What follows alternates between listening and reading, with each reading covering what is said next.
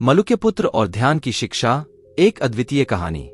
नमस्कार दोस्तों, आज हम आपको एक अद्वितीय कहानी सुनाएंगे जो हमें सिखाती है कि वास्तविक सुख और शांति का स्रोत केवल ध्यान और साधना है।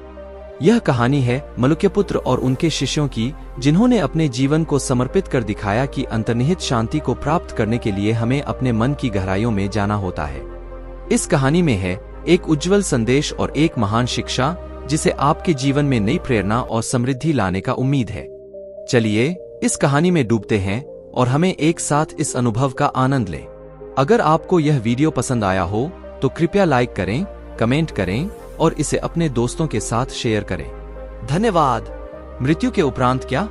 एक बार बुद्ध से मलुक्य पुत्र ने पूछा, भगवान आपने आज तक यह नहीं बताया कि मृत्यु के उपरांत क्या होता है। उसकी बात सुनकर बुद्ध मुस्कुराए। फिर उन्होंने उससे पूछा, पहले मेरी एक बात का जवाब दो। अगर कोई व्यक्ति कहीं जा रहा हो और अचानक कहीं से आकर उसके शरीर में एक विषबुझा बाण घुस जाए तो उसे क्या करना चाहिए? पहले शरीर में घुसे बाण को हटाना ठीक रहेगा या फिर देखना कि बाण किधर से आया है और किसे लक्ष्य कर मारा गया है? मलुक्य पुत्र ने कहा, पहले तो शरीर में घुसे बाण को तुरंत निकालना चाहिए, अन्यथा विष पूरे शरीर में फैल जाएगा। बुद्ध ने कहा, बिल्कुल ठीक कहा तुमने। अब यह बताओ कि पहले इस जीवन के दुखों के निवारण का उपाय किया जाए या मृत्यु की बाद की बातों के बारे में सोचा जाए। मलुक्य पुत्र अब समझ चुका था और उसकी जिज्ञासा शांत हो गई। मलुक्य पुत्र अब समझ चुका था और उसकी जिज्ञासा शांत हो गई। उसने सिर झुकाकर बुद्ध को प्रणाम किया और बोला, भगवान आपने आज मुझे जीवन का महत्वपूर्ण सत्य सिखाया है। अब मैं समझ गया हूं कि वर्तमान जीवन के दुखों और कष्टों का निवारण करना अधिक महत्वपूर्ण है। बुद्ध ने प्रेम पूर्वक मलुक्य पुत्र की ओर देखा और कहा, मलुक्य पुत्र, जीवन में हमेशा ध्यान रखना चाहिए कि हम जो भी कार्य करें वह इस जीवन को सुधारने और दुखों को कम करने के उद्देश्य से हो। मृत्यु के बाद क्या होगा, यह सोचने से हमें अपने वर्तमान जीवन की जिम्मेदारियों से नहीं बचना चाहिए। ध्यान और साधना के माध्यम से हम अपने मन को शुद्ध कर सकते हैं और जीवन को सुखी बना सकते हैं। मलुक्य पुत्र ने बुद्ध के उपदेश को अपने मन में बसा लिया और वह अपने जीवन में इसे अमल करने का संकल्प लिया। उसने अब अपने ध्यान और साधना पर अधिक ध्यान देना शुरू कर दिया और अपने जीवन के हर क्षण को सुधारने का प्रयास करने लगा। धीरे धीरे उसने अपने भीतर शांति और संतोष का अनुभव करना शुरू किया। बुद्ध की शिक्षाओं से प्रेरित होकर मलुक्य पुत्र ने अपने जीवन में बदलाव लाया और अपने अनुभवों को दूसरों के साथ भी साझा करना शुरू किया। वह दूसरों को भी समझाने लगा कि वर्तमान में जीना और दुखों का निवारण करना ही जीवन का सही मार्ग है। इस प्रकार मलुक्य पुत्र ने न केवल अपने जीवन को संवार लिया बल्कि दूसरों को भी सही मार्ग पर चलने की प्रेरणा दी। समय बीतता गया और मलुक्य पुत्र का जीवन बुद्ध की शिक्षाओं के प्रकाश में निखरता गया। उसने इस सत्य को पूरी तरह से आत्मसात कर लिया कि जीवन का सार वर्तमान में है और उसे जीना ही सच्चा ज्ञान है। मलुक्य पुत्र का जीवन अब पूरी तरह बदल चुका था। बुद्ध की शिक्षाओं ने उसे नई दृष्टि दी थी। उसने अपने आसपास के लोगों को भी इस सत्य से अवगत कराने का प्रयास शुरू कर दिया। वह गांव-गांव जाकर लोगों को बताता कि जीवन के दुखों का निवारण स्वयं के भीतर है और इसका उपाय वर्तमान क्षण में ही निहित है। धीरे धीरे मलुक्य पुत्र के प्रवचनों से प्रभावित होकर कई लोग उनके अनुयायी बन गए। वे भी ध्यान और साधना का अभ्यास करने लगे। पूरे क्षेत्र में शांति और संतोष की भावना फैलने लगी। लोग अब जीवन के छोटे छोटे सुखों में संतोष ढूंढने लगे और अपनी समस्याओं का हल खुद खोजने लगे। एक दिन मलुक्य पुत्र ने बुद्ध से आशीर्वाद लेने का निश्चय किया। वह उनके पास गया और बोला, भगवान आपकी शिक्षाओं ने मेरे जीवन को पूरी तरह से बदल दिया है। मैं अब दूसरों को भी इस सत्य से अवगत करा रहा हूं और उन्हें अपने जीवन को सुधारने में मदद कर रहा हूं। आपके आशीर्वाद के बिना यह संभव नहीं होता। बुद्ध ने मुस्कुराते हुए मलुक्य पुत्र को आशीर्वाद दिया और कहा, मलुक्य पुत्र, तुमने सही मार्ग चुना है। जीवन का सही अर्थ वही समझ पाता है जो वर्तमान में जीता है और अपने दुखों का निवारण स्वयं करता है। तुम्हारे प्रयास सराहनीय हैं और यह मार्गदर्शन हमेशा याद रखना कि सच्चा सुख और शांति भीतर ही है। मलुक्य पुत्र ने बुद्ध के चरणों में सिर झुकाया और वहां से लौटते हुए उसने अपने मन में दृढ़ निश्चय कर लिया कि वह बुद्ध की शिक्षाओं का प्रचार प्रसार करता रहेगा। उसने अपने अनुयायियों को और भी अधिक प्रेरित किया और उन्हें बताया कि किस तरह ध्यान और साधना से जीवन को सुखमय बनाया जा सकता है। समय के साथ मलुक्य पुत्र के प्रयासों से पूरे क्षेत्र में एक नई चेतना का संचार हुआ। लोग अब जीवन को एक नई दृष्टि से देखने लगे थे। उनके जीवन में शांति और संतोष का वास होने लगा था।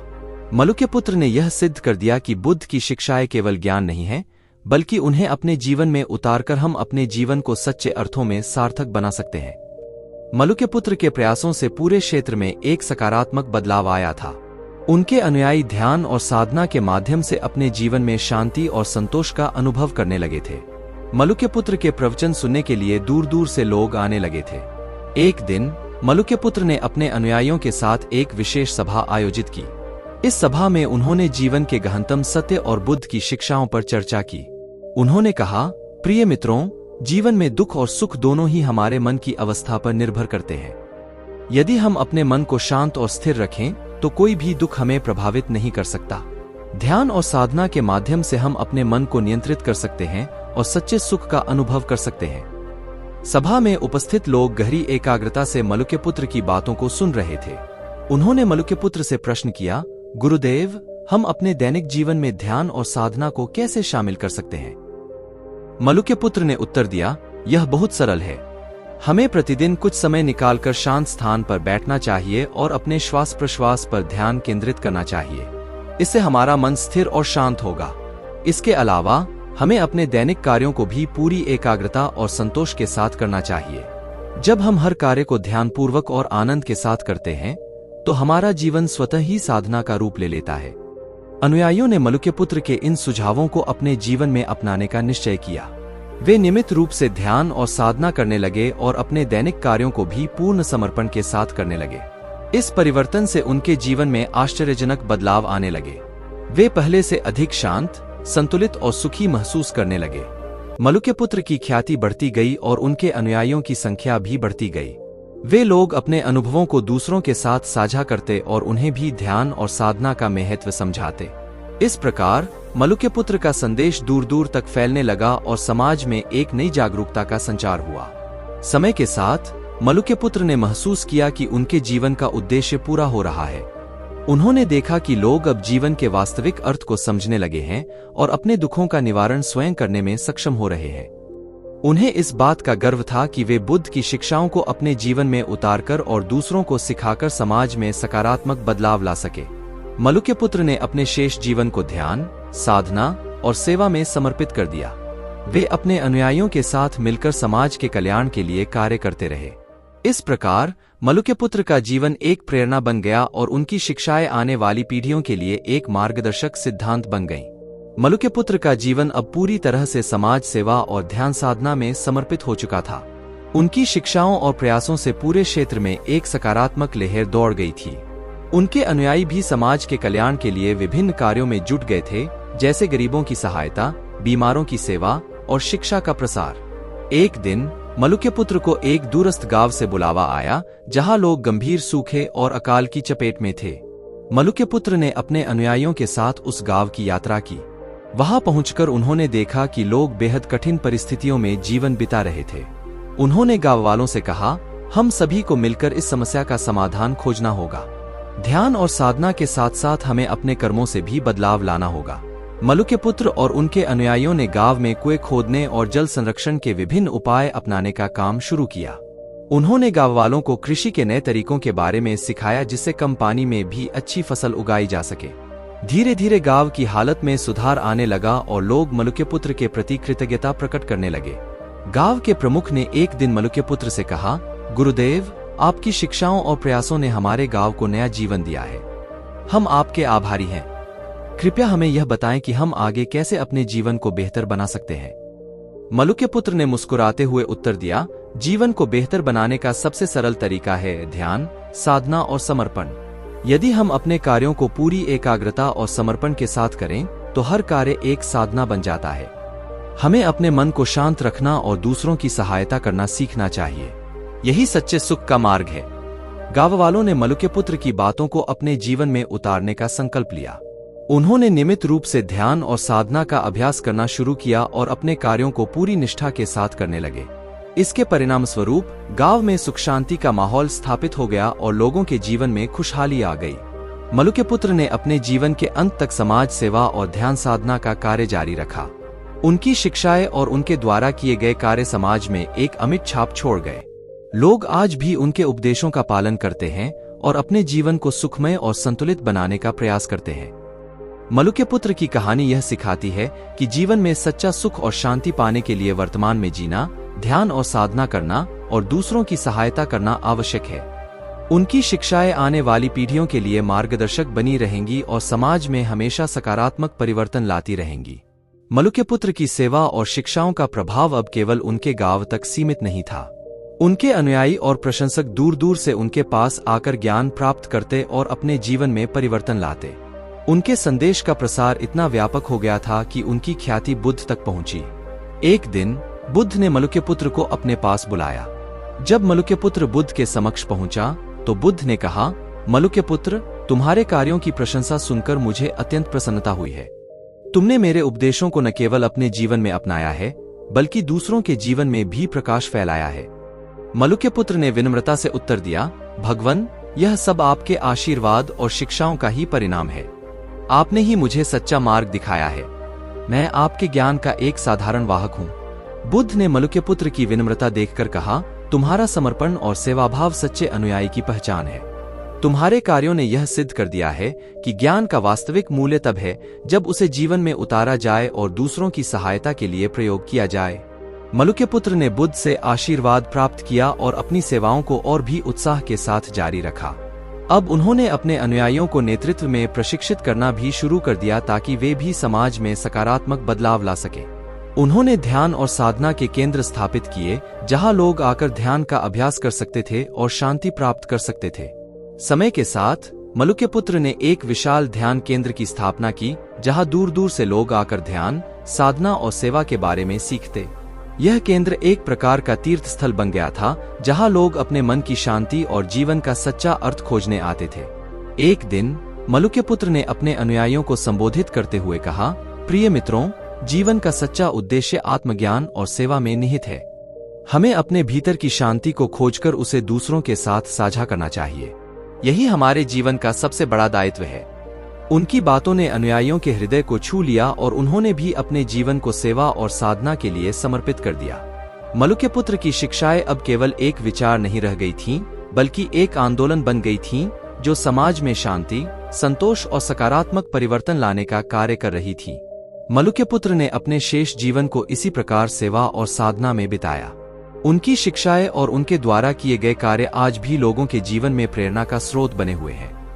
उनकी कहानी यह सिखाती है कि सच्चा ज्ञान वही है जो जीवन में उतारा जाए और दूसरों के कल्याण के लिए उपयोग किया जाए। मलुक्य पुत्र की शिक्षाएं हमें यह याद दिलाती हैं कि वर्तमान में जीना, ध्यान करना और दूसरों की सेवा करना ही सच्चे सुख का मार्ग है।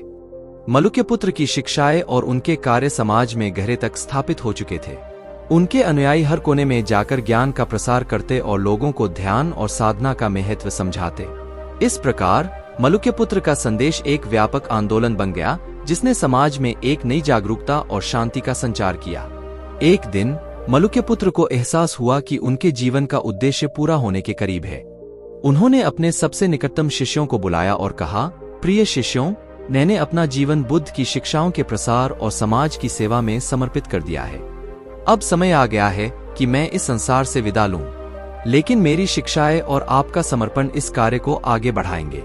शिष्यों ने दुख और आश्चर्य के साथ पूछा, गुरुदेव, हम आपके बिना कैसे इस कार्य को आगे बढ़ा पाएंगे? मलुक्य पुत्र ने मुस्कुराते हुए कहा, सच्चे गुरु का काम केवल राह दिखाना होता है, रास्ता चलने का काम शिष्य का होता है। आपने मेरी शिक्षाओं को अपने जीवन में आत्मसात कर लिया है। अब आपके कंधों पर समाज की सेवा और ज्ञान के प्रसार का दायित्व है। उन्होंने अपने शिष्यों को अंतिम उपदेश दिया, ध्यान, साधना और सेवा को कभी मत छोड़ना। यही जीवन का सच्चा मार्ग है। अपने मन की शांति और संतोष को बनाए रखो और दूसरों को भी इसी मार्ग पर चलने के लिए प्रेरित करो। मलुक्य पुत्र की बातों से प्रेरित होकर शिष्यों ने संकल्प लिया कि वे अपने गुरु की शिक्षाओं को हर कोने तक पहुंचाएंगे और समाज में शांति और संतोष का संचार करेंगे। मलुक्य पुत्र ने शांत मन से ध्यान की अवस्था में प्रवेश किया और अपने शरीर का त्याग किया। उनके शिष्यों ने उनके जीवन और शिक्षाओं को याद करते हुए एक भव्य स्मारक का निर्माण किया, जहां लोग आकर ध्यान और साधना कर सकते थे। इस स्मारक पर नियमित रूप से ध्यान और साधना के सत्र आयोजित किए जाते थे और लोग मलुक्य पुत्र की शिक्षाओं को अपने जीवन में अपनाने के लिए प्रेरित होते थे। मलुक्य पुत्र की मृत्यु के बाद भी उनकी शिक्षाएं जीवित रहीं और समाज में शांति और संतोष का संदेश फैलाती रहीं। उनके अनुयायी उनकी शिक्षाओं का पालन करते हुए समाज में सकारात्मक बदलाव लाने का प्रयास करते रहे। मलुक्यपुत्र की कहानी और उनकी शिक्षाएं आने वाली पीढ़ियों के लिए प्रेरणा का स्रोत बनी रहीं, जो उन्हें याद दिलाती हैं कि जीवन का सच्चा उद्देश्य ध्यान, साधना और सेवा में निहित है। समाज में मलुक्यपुत्र की विरासत एक अमिट छाप छोड़ गई। उनकी शिक्षाएं और उनके द्वारा स्थापित ध्यान केंद्र समाज में शांति, संतोष और सकारात्मकता का संचार करते रहे। मलुक्यपुत्र का जीवन एक सच्चे योगी और समाज सेवक का प्रतीक बन गया, जो यह सिखाता है कि सच्चा ज्ञान और शांति भीतर ही है और उसे पाने के लिए हमें ध्यान और साधना का मार्ग अपनाना चाहिए। मलुक्यपुत्र की शिक्षाओं की रोशनी में समाज एक नया मार्ग खोज रहा था। उनके अनुयायी अपने गुरु के संदेश को हर कोने में फैलाने के लिए समर्पित थे। हर गांव और शहर में मलुक्यपुत्र की शिक्षाओं का प्रसार हो रहा था और लोग अपने जीवन में ध्यान और साधना का महत्व समझने लगे थे। मलुक्यपुत्र की मृत्यु के बाद उनके शिष्यों ने समाज में विभिन्न सेवा कार्य आरंभ किए। वे शिक्षा, स्वास्थ्य और सामाजिक कल्याण के क्षेत्र में सक्रिय हो गए। उन्होंने स्कूल और अस्पताल स्थापित किए, जहां गरीब और जरूरतमंद लोगों को मुफ्त में शिक्षा और चिकित्सा सेवाएं उपलब्ध करवाई गईं। एक दिन एक युवा शिष्य आनंद ने मलुक्यपुत्र की शिक्षाओं से प्रेरित होकर एक नई पहल शुरू की। उसने सोचा कि ध्यान और साधना को केवल वयस्कों तक सीमित न रखकर बच्चों तक भी पहुंचाया जाए। उसने एक छोटे से गांव में एक ध्यान केंद्र की स्थापना की, जहां बच्चों को ध्यान और योग की शिक्षा दी जाती थी। इसका उद्देश्य बच्चों को मन की शांति और एकाग्रता की कला सिखाना था। आनंद का प्रयास सफल हुआ और उसके केंद्र में बच्चों की संख्या बढ़ने लगी। बच्चे ध्यान और योग का अभ्यास करते और अपने मन और शरीर को संतुलित रखने का प्रयास करते। आनंद ने देखा कि बच्चों के व्यवहार और उनके अध्ययन में सकारात्मक बदलाव आ रहे थे। इससे प्रेरित होकर उसने और भी ध्यान केंद्र स्थापित करने का निर्णय लिया। धीरे धीरे आनंद के इस प्रयास ने एक आंदोलन का रूप ले लिया। पूरे देश में ध्यान और योग के केंद्र स्थापित किए गए, जहां बच्चे, युवा और वयस्क सभी आकर इस कला का अभ्यास कर सकते थे। इससे समाज में शांति, एकाग्रता और सकारात्मकता का संचार हो रहा था। मलुक्यपुत्र के अन्य शिष्यों ने भी समाज सेवा के विभिन्न क्षेत्रों में अपने योगदान को जारी रखा। वे गरीबों के लिए भोजन और आश्रय की व्यवस्था करते, महिलाओं के सशक्तिकरण के लिए काम करते और पर्यावरण संरक्षण के लिए प्रयासरत रहते। इन सभी कार्यों का उद्देश्य एक ही था, समाज में शांति और संतोष की स्थापना करना। समय बीतता गया, लेकिन मलुक्यपुत्र की शिक्षाएं और उनके अनुयायियों का समर्पण हमेशा जीवित रहे। उनके प्रयासों से समाज में एक स्थायी परिवर्तन आया। लोग अब जीवन के सच्चे अर्थ को समझने लगे थे और अपने जीवन में ध्यान, साधना और सेवा का महत्व समझते थे। मलुक्यपुत्र की विरासत न केवल उनके अनुयायियों तक सीमित रही, बल्कि पूरे समाज का हिस्सा बन गई। उनकी शिक्षाओं ने यह साबित कर दिया कि सच्चा सुख और शांति भीतर ही है और उसे पाने के लिए हमें ध्यान, साधना और सेवा के मार्ग पर चलना चाहिए। उनकी कहानी हमें यह सिखाती है कि जीवन का वास्तविक उद्देश्य अपने भीतर की शांति को खोजकर दूसरों के साथ साझा करना है। उनकी शिक्षाएं आने वाली पीढ़ियों के लिए हमेशा एक मार्गदर्शक बनी रहेंगी। मलुक्यपुत्र और उनके शिष्यों की कहानी समाज में गहरी छाप छोड़ गई। उनकी शिक्षाएं न केवल ध्यान और साधना के महत्व को समझाने में सहायक साबित हुईं, बल्कि समाज में शांति, संतोष और समर्पण की भावना को भी जगाई। उनके अनुयायी ने उनकी विरासत को निरंतर बढ़ावा दिया और उसे आगे बढ़ाने का प्रयास किया। आज भी मलुक्यपुत्र और उनके शिष्यों की शिक्षाएं हमें याद दिलाती हैं कि सच्चे सुख और शांति केवल बाहरी वस्तुओं में नहीं, बल्कि हमारे अंतर में है। इसे प्राप्त करने के लिए हमें अपने अंतर में शांति को खोजना होगा, ध्यान में रहना होगा और दूसरों की सेवा करनी होगी। इस शिक्षा के आलोक में हमें यह सिखाने की जरूरत है कि हमारे जीवन का असली उद्देश्य क्या है। वास्तविक सुख और समृद्धि केवल अध्ययन, करियर या भौतिक वस्त्रों में नहीं है, बल्कि इसे प्राप्त करने का मार्ग है। वह है अपने मन की शांति, संतोष और ध्यान में रहना। मलुक्यपुत्र और उनके शिष्यों ने हमें यह सिखाया है कि ध्यान, साधना और सेवा के माध्यम से ही हम असली खुशियां प्राप्त कर सकते हैं और समाज में सकारात्मक परिवर्तन ला सकते हैं। इसलिए हमें उनकी शिक्षाओं का सम्मान करना चाहिए और उनके मार्ग पर चलकर समाज में अपना योगदान देना चाहिए।